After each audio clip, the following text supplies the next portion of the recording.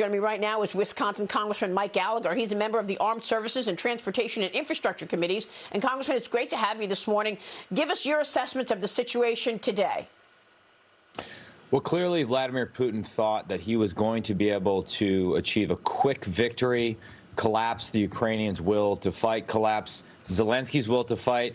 And that's not what's happened. The Ukrainians have stepped up. They've demonstrated remarkable courage. Zelensky's been leading from the front, begging us for more ammunition. And I agree with what my colleague Mike Waltz said. There is more we can do to provide military assistance in the form of stingers, javelins, sniper rifles, body armor, mines, things like that, to make this as costly as possible for Vladimir Putin, to get him involved in a quagmire and ultimately turn this into a long-term humiliation for him. That being said, and as Mike pointed out, it's getting more difficult by the day. The lesson really is we should have been doing this on the front end. Shame on us for being so slow to help our friends in Ukraine who are demonstrating the will to fight. We could have armed them to the teeth. It wouldn't have required us to put our own boots on the ground and made this even more difficult for Vladimir Putin. But of course, the Biden administration was wedded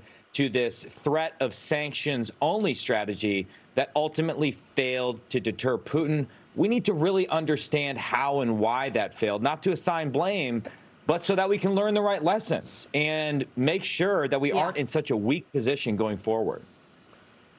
Well, how about, the lesson of relying on a dictator? I mean, here we are finding ourselves also reliant on Russia. The U.S. has been increasing its imports of oil from Russia. What's that about? And, the same situation can be said for China. We're reliant on the CCP for production of really important items that we need, like prescription drugs in this country. When will we stop relying on these dictators?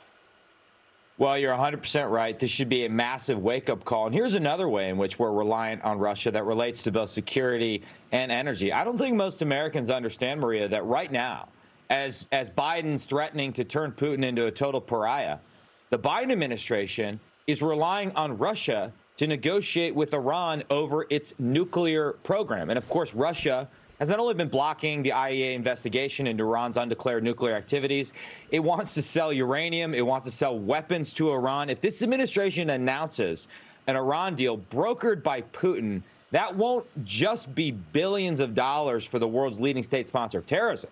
It'll be a massive win for Vladimir Putin in the Middle East. And I guarantee you they'll justify it by saying because of the energy crisis we have, bringing 1 to 2 million barrels of Iranian crude on the global market is a good idea and will help Americans at the pump. I mean, this is insane. I beg the Biden administration to drop this dangerous fantasy of trying to resuscitate the Iran deal. It would be a win for Putin and a loss for the United States of America.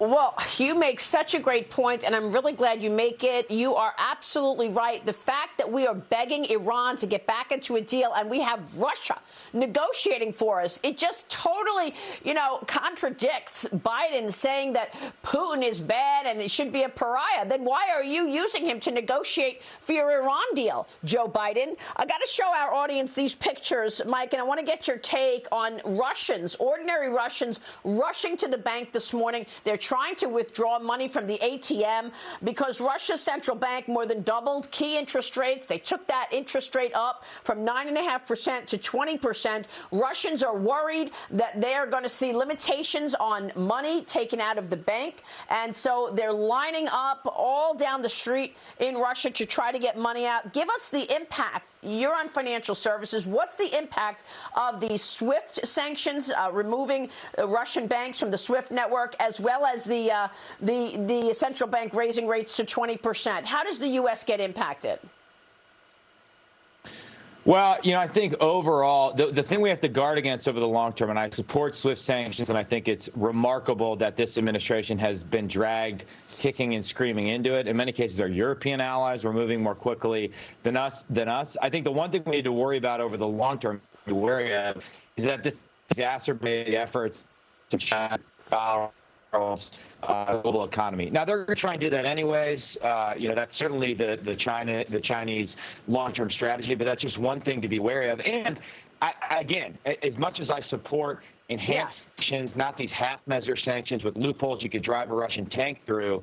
Sanctions only, I think we've learned the hard way, are not enough to deter Russian behavior. You really need hard power on the ground. It's a good thing the Ukrainians are fighting, but there's more we can do. So, and then the final way in which it'll really affect Americans, I think, is just on the energy side of things.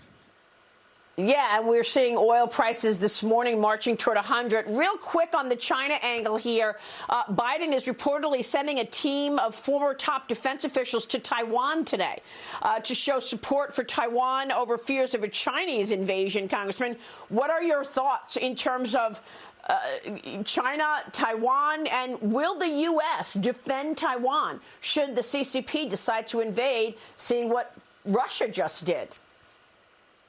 Well, we have to. If we don't defend Taiwan, that's the complete collapse of our position, not just in the Indo-Pacific, but really our status as the leader of the free world. And the lessons from Ukraine are obvious, right? You need hard power in place on the ground prior to the crisis to deter dictators and authoritarians like Xi Jinping and Vladimir Putin.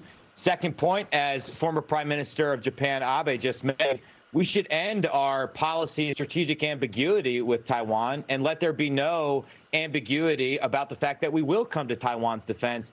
And the third point is that as much as the Chinese might protest the move, we should be increasing our partnership, particularly our military partnership with Taiwan, and really put some pressure on them to invest in asymmetric capabilities, missiles, mines, things that will make it very, very difficult to do this. But I fear that the weakness we've projected has just expedited Xi Jinping's timeline for Taiwan, and he might feel like he should make the move in the next 2 years because he can get away with it. So we need to do a better job, those of us in public office, of communicating why this is so important. It's time for America to wake up. It's a good point that you make all around. Congressman, good to see you. Thanks very much. Congressman Mike Gallagher joining us this morning with all of that. We'll catch up soon. Thank you, sir. We'll be right back.